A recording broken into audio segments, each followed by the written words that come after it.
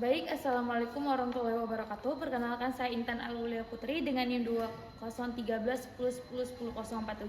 Di sini saya akan melakukan pemeriksaan facial trauma, di mana dengan pasien saya yang bernama Nabila Amalia. Apakah Ibu bersedia untuk saya lakukan pemeriksaan facial trauma? Bersedia. Baik, terima kasih Ibu.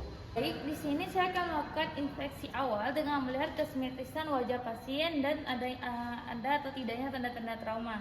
Seperti yang kita lihat, untuk wajah pasien tersebut sendiri simetris, dan untuk tanda-tanda trauma seperti laserasi, hematoma, perdarahan, fraktur mandibular, dan fraktur maksilar tidak terlihat pada pasien ini. Selanjutnya kita berpindah ke belakang pasien, di mana pasien didongakkan ke atas untuk melihat os nasal dan os zigomatikus pada pasien. Setelah inspeksi dilakukan, terlihat os nasal dan os zigomatikus pada pasien terlihat normal. Selanjutnya kita lakukan pemeriksaan palpasi. Yang pertama itu pada os frontalis, di mana kita akan lakukan dengan palpasi dengan menggunakan kedua ibu jari kita yang diletakkan pada dahi pasien, di mana kita arahkan ke arah lateral, lalu ke arah superior, dan ke arah medial untuk mengecek os frontalis pada pasien.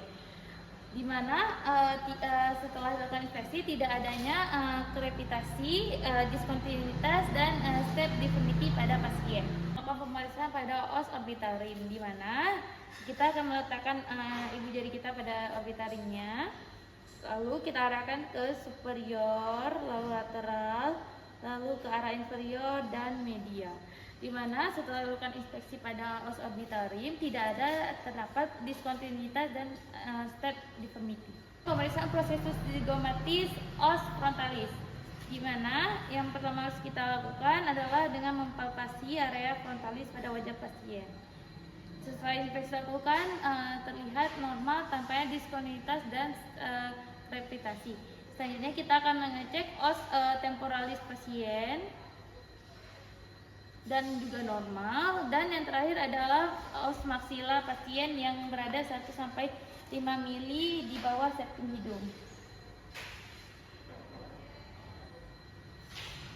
Terlihat normal juga. Pemeriksaan pada anterior maksila dengan klasifikasi Lifford 1, Lifford 2, dan Lifford 3. Untuk Lifford 1 sendiri, dimana kita meletakkan jari kita pada gigi anterior pasien, lalu sebelah lagi pada hidung pasien, lalu kita gerakkan. Jika hanya anterior yang bergerak, maka itu termasuk klasifikasi Lifford 1. Jika os maxillaris dan os nasal yang bergerak, itu termasuk Lifford 2. Klasifikasi fraktur Lifford 3, di mana kita letakkan tangan kita seperti tadi pada gigi anterior pasien, lalu pada dahi pasien. Jika adanya pergerakan pada sekitaran orbital pasien, maka pasien masuk ke dalam Lifford 3, dan biasanya akan terlihat sembab pada kelopak mata. Selanjutnya kita lakukan palpasi pada area lateral maksila untuk mengecek apakah ada terjadinya fraktur kecil seperti fraktur dental alveolar, di mana kita jalankan dari anterior hingga ke lateral gigi pasien. Pemeriksaan pada os mandibula, di mana dapat kita lakukan dengan menginstruksikan pasien untuk membuka mulut, lalu kita jalankan seperti pada maksila tadi hingga ke bagian lateral gigi pasien. Itu merupakan pemeriksaan di digital examination.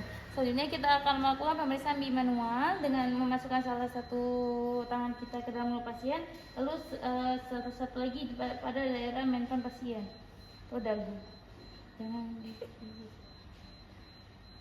Ini untuk mengecek fraktur besar yang ada pada pasien. Dan setelah dilakukan pemeriksaan os mandibula, tidak ada step deformity ataupun diskontinuitas pada pasien.